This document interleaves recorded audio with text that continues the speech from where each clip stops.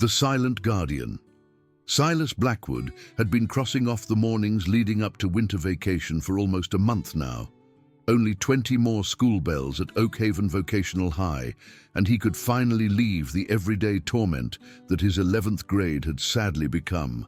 At barely 5'7", with compact strength masked by baggy sweatshirts, Silas walked the hallways like a shadow, eyes to the ground and music loud in his ears, wishing that blending in would keep him safe from the threesome that had made his life a nightmare since late summer. The whole thing began when Silas accidentally stepped on Chester Harding's foot during a false alarm, causing Chester to drop his smoothie all over his brand new boots. What should have been a quick apology and a promise to make up for the ruined footwear had somehow changed into a 4-month ordeal of torment. Chester, a senior with a crew cut and the kind of smug confidence that came from being the top football player, had decided Silas deserved a painful lesson in respect. His helpers, Andy Peterson and Greg Harrison, were always glad to take Chester's orders, mostly when it meant teasing someone smaller. The teasing followed a well-known pattern: shoulder bumps in crowded hallways, accidentally dropping Silas's notebooks on the floor, mean jokes about his hand-me-down clothing and old satchel, the occasional shove when teachers weren't watching. Silas tolerated it all without a sound, which seemed to irritate Chester even more than if he had fought back.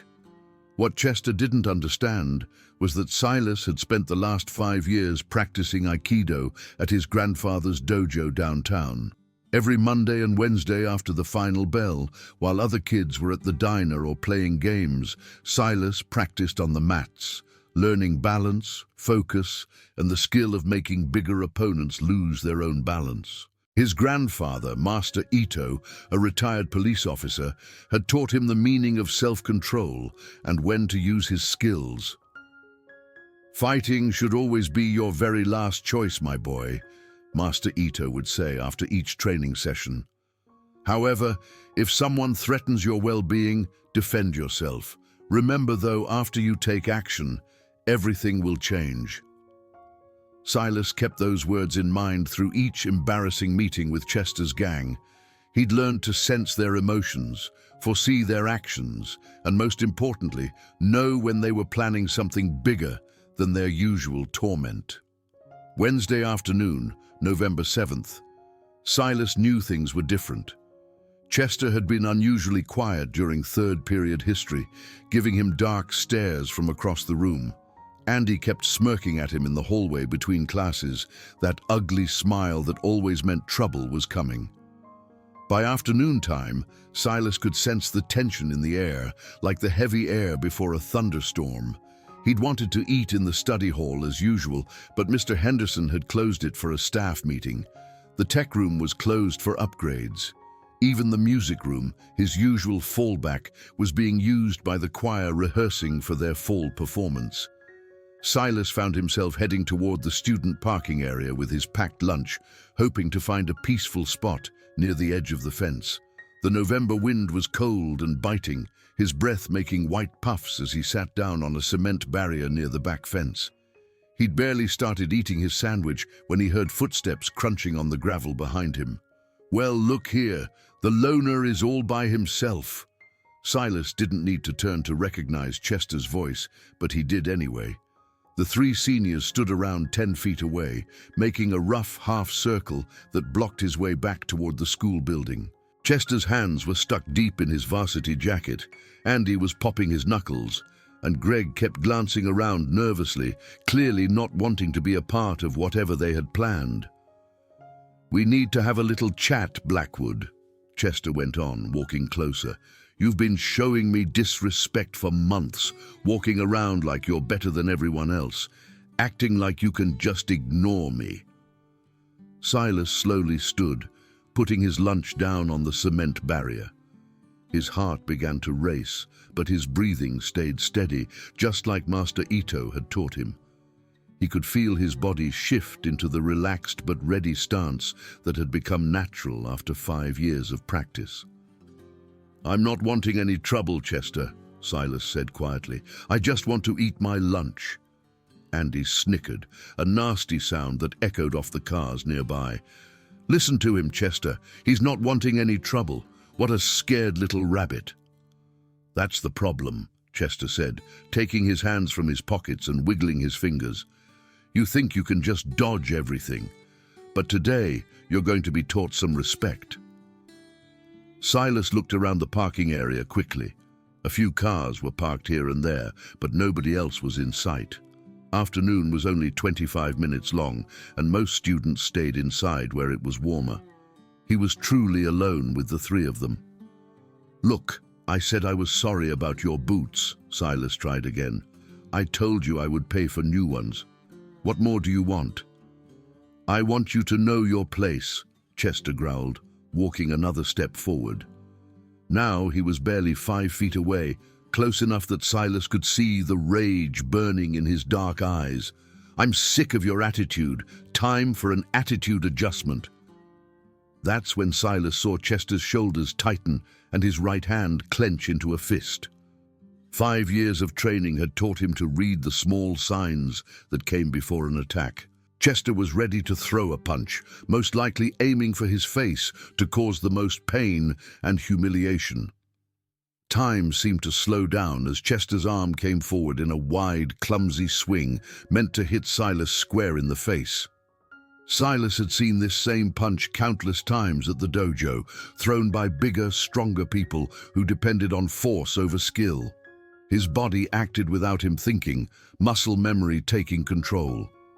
Silas moved his weight to his right foot and leaned back just enough to let Chester's fist pass by his face, missing by inches. In the same quick motion, he crouched low and swept his left leg in a tight curve, hitting Chester's standing ankle just as all his weight came forward with the missed punch. Chester fell hard, his movement carrying him forward as his legs flew out from under him. He hit the gravel with a hard thud, his hands scraping against the rough surface as he tried to catch himself. For a brief moment, the parking area was totally silent except for the sound of Chester groaning and trying to get up. Andy and Greg stared in shock, their mouths wide open. They'd expected to see their friend beat up the quiet kid, not see him sprawled on the ground with bloody hands and a damaged ego. "What the heck?" Andy finally managed to stammer. "How did you do that?" Silas stayed in his ready position, balanced on the balls of his feet, hands loose at his sides. His heart was pounding hard, but his breathing was still steady. "I don't want to fight any of you," he said calmly. "Just leave me alone." Chester fought to his feet, his face red with embarrassment and anger. Blood came from the scrapes on his hands, and there was a dirt stain on the front of his expensive jacket. "You little freak," he spat. "That was just luck. I wasn't ready." But Silas could see the fear in Chester's eyes now. The easy confidence was gone, replaced by the caution of someone who just learned their target could fight back. "Chester, maybe we should just go," Greg said nervously, glancing toward the school building. "Someone might see us out here." "Shut up, Greg," Chester snapped. But Silas noticed he didn't move to attack again. Instead, he circled slowly to the left, telling Andy to move right. They were trying to surround him, making him divide his attention between different people. Silas shifted to keep both of them in his sight, his back now facing the school building. This was just the kind of thing Master Ito had warned him about. Multiple attackers meant the situation changed completely. Even with his training, fighting 3 people at once would be almost impossible. "You're making a mistake," Silas said, hoping his voice sounded stronger than he felt. "This doesn't have to get any worse." "Oh, it's going to get a lot worse," Chester promised, wiping blood from his scraped hand on his jeans. "Andy, when I tell you, we both rush him. He can't dodge us both." Andy nodded eagerly, ready to prove himself after watching his leader get taken down by the kid they'd been tormenting for months. Greg stayed where he was, shifting nervously, clearly not happy with how the situation was getting worse. Silas's mind raced through his choices. He could try to run, but Andy was on the track team and Chester played football. They'd catch him before he got to the building. He could call for help, But the parking area was far from the school, and nobody inside would hear him over the noise of afternoon. Fighting was looking more and more like his only option. That's when Chester made his move. "Now!" he yelled, charging forward while Andy came from the right side. This time, Silas didn't have the chance to dodge and trip one person. With two attackers coming from different directions, he had to think like his grandfather had taught him. Use their force against them, make them fight each other, not just him. As Chester rushed forward with another wild swing, Silas stepped quickly to his left, right into Andy's path. Andy, who'd been ready to grab Silas around the waist, suddenly found Chester right in front of him instead. The two seniors crashed together with a loud crack, Chester's elbow hitting Andy in the shoulder as Andy's movement drove them both off balance. They fell in a tangle of arms and legs, Chester swearing loudly as Andy's knee hit his ribs. Silas stepped back, breathing hard but still standing, watching as the two bullies tried to get themselves untangled on the gravel. "You idiots!" Chester yelled, pushing Andy off of him. "Watch where you're going!" "You said rush him!" Andy shouted back, holding his shoulder where Chester's elbow had hit. "I was rushing him!" Greg finally stepped forward, his hands up in a peaceful way. "Guys, this is getting out of hand. Look around. Someone's going to see us, and we'll all get in trouble." Chester stood up again, his jacket torn at the elbow and his face red with anger and embarrassment. He'd gone from sure bully to confused victim in just a few minutes, and Silas could see the dangerous desperation coming into his eyes. "This isn't over, Blackwood," Chester said, pointing a bloody finger at Silas. "You got lucky today, but I know where to find you. Every day, every class, every hallway. You can't dodge me forever." "I'm not trying to dodge you," Silas replied, finally letting some of his own anger show in his voice. "I'm trying to get through school without any trouble. But if you keep pushing me, you're going to learn that I'm not as helpless as you think." For a moment, the two boys stared at each other across the parking area. Chester's chest was rising and falling fast, his fists clenched. Silas stayed calm, focused, ready for whatever came next. Then the bell rang, ending afternoon. The sound broke the tension like something physical. Greg quickly started walking toward the building, clearly happy to have a reason to leave. Andy hesitated, looking from Chester to Silas before following Greg's lead. Chester stayed for a few more seconds, his dark eyes burning with the promise of more trouble. "This isn't over," he repeated, then turned and stomped toward the school, holding his left side where he'd hit the ground.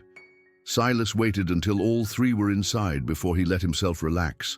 His hands were shaking a little, the adrenaline finally catching up to him now that the danger was over. He looked down at his forgotten lunch, then decided he wasn't hungry anymore. The rest of the day went by in a strange blur. Silas kept expecting Chester or his friends to trap him between classes, but they seemed to be dodging him as much as he usually dodged them. Word spread fast in a school like Oakhaven High, and by the last bell, Silas noticed other students looking at him differently, some with curiosity, others with new respect. It was Penny Lane from his English class who finally said something as they walked out of the building together. "Is it true you took down Chester Harding in the parking area during afternoon?" she asked, her blue eyes bright with interest. Silas shrugged, unsure how to answer. "He just fell down." Penny laughed. "That's not what I heard. Andy's been telling everyone you're some kind of Aikido master or something. Chester looks like he ran into a wall." "He tripped," Silas said simply, which was technically true. "Well, whatever happened, the whole school is talking about it. Chester's been bullying people for years, and nobody ever stood up to him before." Penny stopped at the bus stop, looking at Silas with new interest. "Where did you learn to fight like that?" "I don't fight," Silas said. "I just didn't want to get hit." But even as he said it, Silas knew something big had changed. The invisible wall of safety he'd used to protect himself was gone. Chester wouldn't let this go, and other students would be watching to see what happened next. Master Ito had been right. After you take action, everything will change. That night, Silas sat in his grandfather's dojo, going through his usual exercises on the mat. His mind kept replaying the fight, thinking about what had gone right and what could have gone wrong. Master Ito watched him for a few minutes before speaking. "You're thinking too hard, my boy. What's on your mind?" Silas stopped and leaned against the wall, breathing hard. "I had to use what you taught me today, at school." His grandfather nodded slowly. "Tell me what happened." Silas told him everything, from Chester's first move to the fight in the parking area. Master Ito listened without saying a word, sometimes nodding or making small sounds of understanding. "You did well," Ito said when Silas finished. "You avoided fighting until you had no choice. You didn't make the situation worse, and you defended yourself without seriously hurting anyone. That's exactly what this training is for." "But what now?" Silas asked. "Chester's not just going to forget about this. He's going to be even angrier, and he'll most likely bring more friends next time." Master Ito was quiet for a long moment, looking at his grandson's face. Sometimes, standing up to a bully fixes the problem right away. They know their target isn't helpless, and they move on to easier people, but sometimes it just makes them want to prove they're still in charge. "Which kind is Chester?" "From what you've told me, most likely the second kind. He's got a reputation to keep up, and you made him look foolish in front of his friends. That's not something he can let go." Silas felt his stomach drop. "So I made things worse." "No, my boy. You defended yourself when you had to. That's never wrong, but now you need to be smart about what happens next." Ito moved to the equipment rack and pulled down a pair of padded gloves. "Show me exactly what you did today, every move, every step." For the next hour, they practiced the fight over and over. Ito played Chester and Andy, attacking from different directions while Silas practiced his reactions. They made his footwork better, improved his balance, and worked on what to do if there were multiple attackers. "Remember," Ito said as they finished up, "the goal is never to hurt anyone. It's to protect yourself and get away from danger. If this boy keeps threatening you, you need to get adults involved, teachers, your parents, even the police if you have to." "The school doesn't care," Silas said sadly. "I've seen Chester push other kids around for years. Nobody does anything." "Then you write everything down, every threat, every time, every witness. You build a case that forces them to act." Ito handed Silas a towel and a bottle of water. "But most importantly, you never go looking for trouble. If Chester wants to make things worse, let him start it. Your job is to survive and get help." The next morning, Silas walked to Oakhaven High with a mix of worry and determination. He'd barely slept, thinking about all the possible things that could happen, preparing for whatever Chester might have planned. The first sign that yesterday's fight had spread beyond just a few students was how conversations stopped when he walked down the main hallway.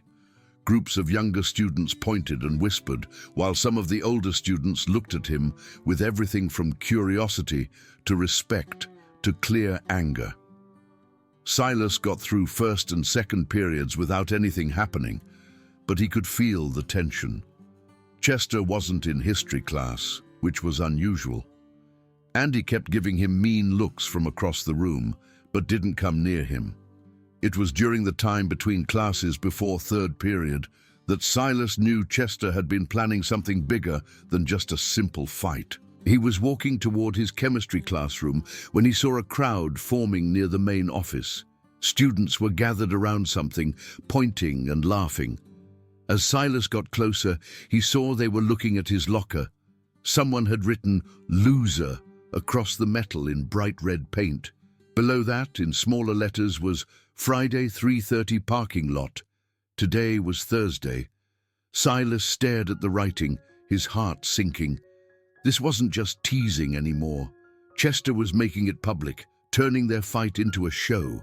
By saying the time and place, he was making sure half the school would show up to watch Silas get beaten. "Looks like you've got a date," said a voice behind him. Silas turned to see Brenda Willis, a senior girl he barely knew, looking at his locker with a look he couldn't understand. "I guess so," Silas replied quietly. "Chester's telling everyone he's going to teach you a lesson in respect," Brenda went on. "Says you sucker punched him yesterday and ran away." Silas almost laughed at the twisted story, but nothing about this was funny. "That's not what happened." "I know," Brenda said. "My little brother was watching from the window. He saw the whole thing." She paused, looking at Silas carefully. "Chester's bringing friends this time. Greg Harrison's older brother and a couple of guys from the football team. They're planning to trap you after school on Friday." Silas felt his stomach drop.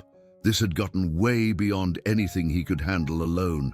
Fighting Chester one-on-one was one thing, but fighting 5 or 6 people was suicide.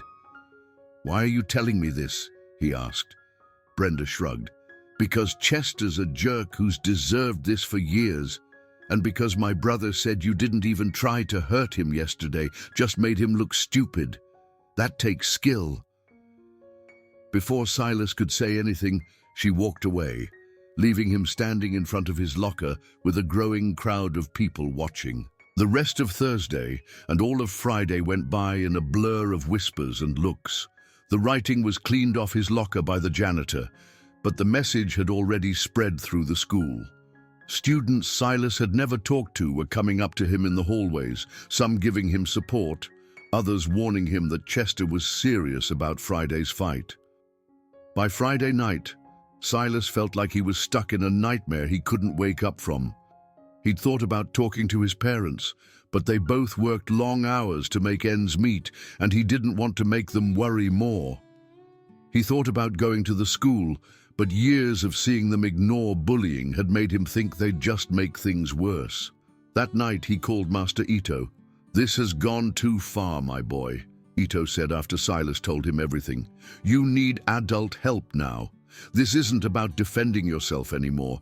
This is about a group of older boys planning to hurt you." "What if I just don't show up?" Silas asked. "What if I leave right after school and stay away from the parking area?" "Then Chester will just pick another time and place. Bullies like this don't give up easily. They see backing down as weakness, and it makes them more aggressive." Ito was quiet for a moment. "I think it's time I talk to your principal." "No," Silas said quickly. "Master Ito, please. If you call the school, it'll just make things worse. Chester will say I'm a tattletale who can't fight his own fights." "This isn't about fighting, Silas. This is about your safety." But Silas could hear the worry in his grandfather's voice. Ito had been through the school system too. He knew how these things went, how adults getting involved sometimes made a target's life even worse. "Give me until Friday," Silas said. "Let me try to handle this one more time. If it goes wrong, then we call everyone, police, school, parents, everyone." Ito was quiet for a long time. "If you're going to do this, you need to be smart about it. Don't go alone. Bring witnesses. Stay where people can see what's happening. And remember, your goal is to survive and get help, not to win any fight." Friday came grey and cold, with a wind that bit through Silas's jacket as he walked across the student parking area. It was 3:35 p.m., 5 minutes after the fight Chester had told everyone about, and Silas was on purpose running late.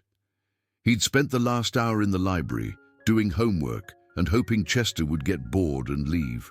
But as he got closer to the place where he'd eaten lunch 3 days earlier, he could see a crowd of about 20 students gathered in a rough circle.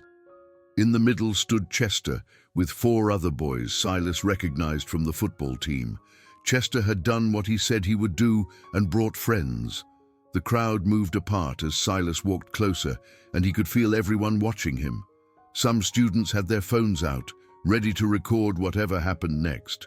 Silas knew this was just what Chester wanted, a public embarrassment that would be shared online within hours. "Well, well," Chester called out as Silas reached the edge of the circle. "Look who finally decided to show up. I was starting to think you were too scared." Silas looked around at the crowd, knowing faces from his classes, the cafeteria, the hallways. These weren't Chester's friends. They were just students who'd heard about the fight and come to watch, like people slowing down to look at a car crash. "I'm here," Silas said simply. "What do you want?" Chester grinned, clearly happy to have an audience. "I want you to say you're sorry, in front of everyone, for showing me disrespect, for sucker punching me, for thinking you're something special." One of the football players, a big guy Silas didn't know, popped his knuckles loudly. "And then we're going to teach you what happens to little kids who don't know their place." Silas felt the calm coming over him, the same focused feeling he got during practice with Master Ito. His breathing slowed, his vision became sharp, and the noise of the crowd faded. "I'm not saying I'm sorry for defending myself," Silas said clearly, his voice carrying across the parking area, "and I'm not going to let you scare me anymore." Chester's grin faded a little. He'd expected Silas to be scared, maybe to beg or try to run. The calm confidence in the smaller boy's voice was not what he'd planned for. "Big words from a little man," Chester said, but Silas could hear the fear coming in. "Let's see if you can back them up." That's when Silas noticed something that changed everything. Mrs. Davis, the school counselor, was standing near the school building about 50 feet away, clearly watching the fight. She had her phone in her hand, and Silas was pretty sure she was recording. More importantly, Chester hadn't seen her yet. "You sure you want to do this here?" Silas asked, nodding toward the school. "In front of all these people, with cameras recording?" Some students in the crowd quickly looked down at their phones, knowing that whatever happened next would be caught on video. Chester followed Silas's gaze and saw Mrs. Davis for the first time. For a moment, worry flashed across Chester's face, but then the football player next to him spoke up. "So what if teachers see? What are they going to do? Suspend us? Worth it to teach this punk a lesson?" Chester's confidence came back. "That's right. Sometimes you have to make a point, even if there are problems." He took a step forward, and Silas could see the same things he'd seen before, shoulders tightening, hands clenching, weight shifting to his right foot.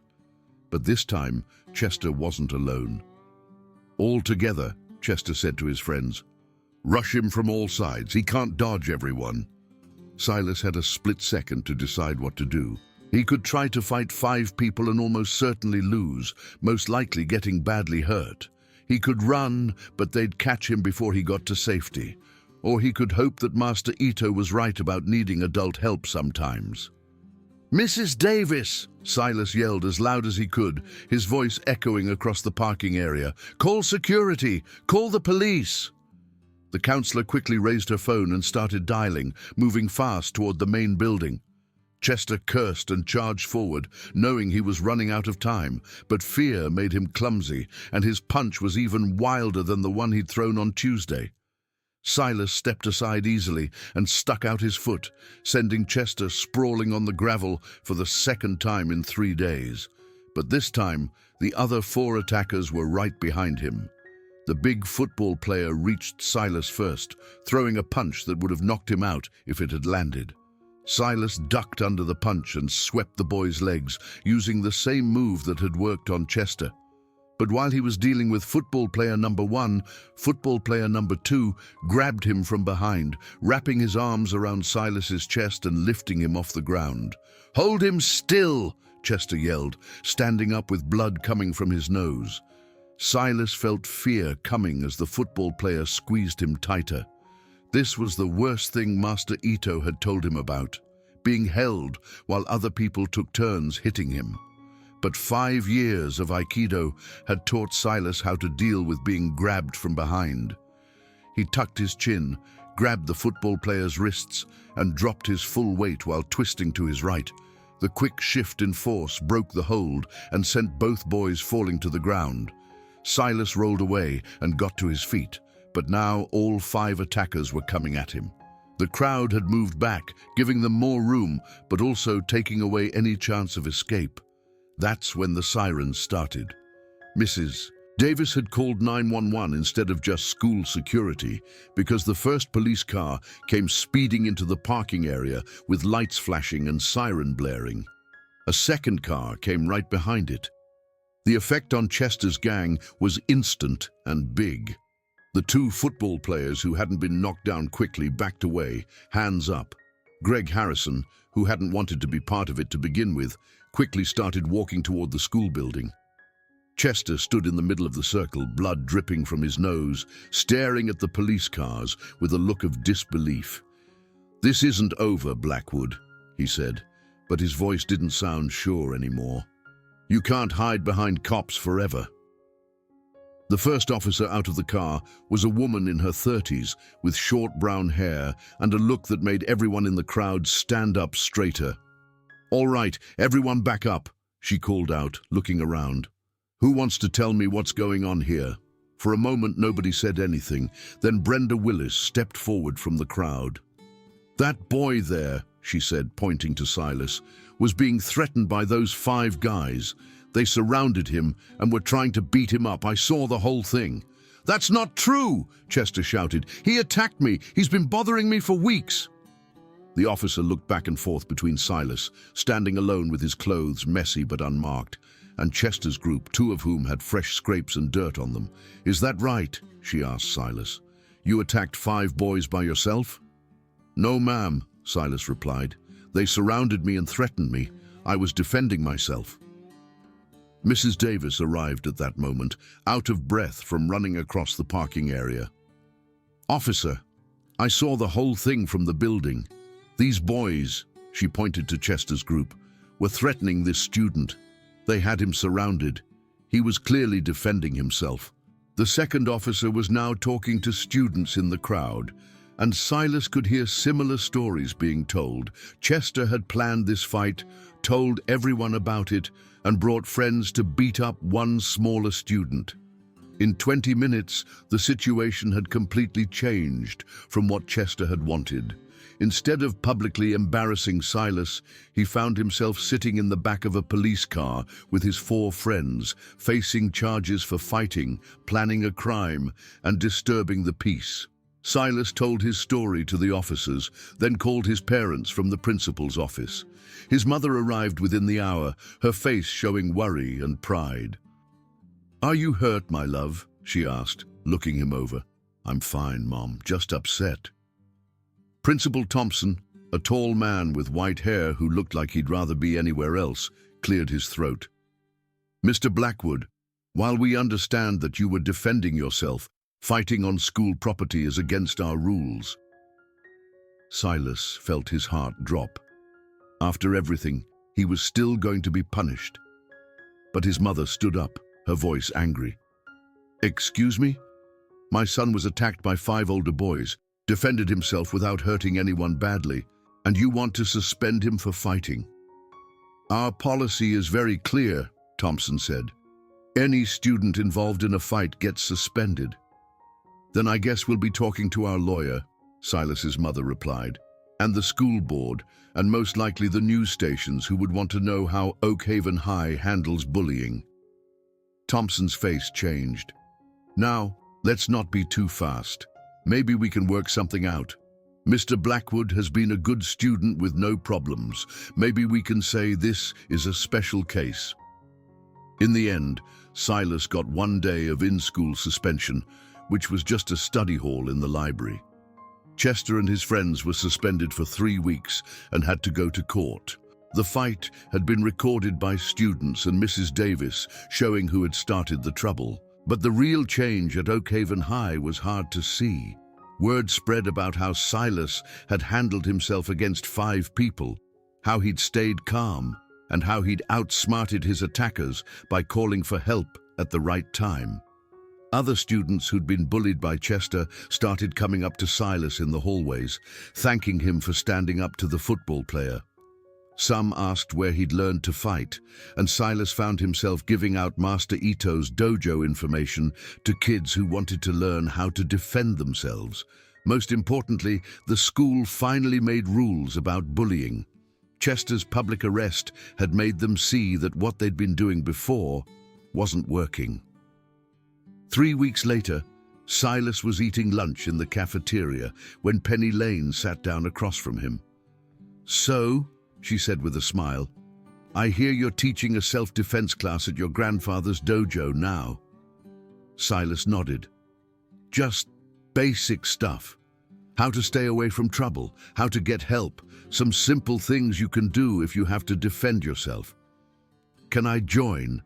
My little brother's been getting picked on by some kids, and I want to be able to help him if I have to." "Sure," Silas said. "But the first thing we teach is that fighting should always be the last choice."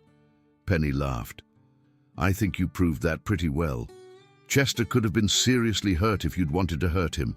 Instead, you just made him look foolish until help arrived." Silas thought about that later as he walked home from school. Master Ito had been right about everything changing after you take action. But maybe change wasn't always bad. Maybe standing up to bullies didn't just protect you, it protected everyone they might go after in the future. Chester moved to another school after the charges were filed, taking his bullying somewhere else. Andy and Greg, without their leader, seemed to stop wanting to bother anyone. The parking area where everything had started became just another place to eat lunch, not a war zone. And Silas learned that sometimes the quiet kid who doesn't want to fight can be the most dangerous person of all, because he only fights when he has to, and he fights smart instead of angry. The story spread through the area and beyond, becoming a story that was told for years. The day the quiet kid fought 5 bullies and won without even throwing a punch. It became a reminder that bullies are often not as strong as they seem, and that being smart and ready is better than being big and mean. Silas never had to use his fighting skills at school again. His reputation as someone who wouldn't start trouble but wouldn't be pushed around was enough to keep bullies away. He graduated 2 years later with honors, got a scholarship to college, and never forgot what his grandfather had taught him about when to fight and when to walk away. But most importantly, he never forgot that sometimes the bravest thing you can do is ask for help when you really need it. 35420 characters.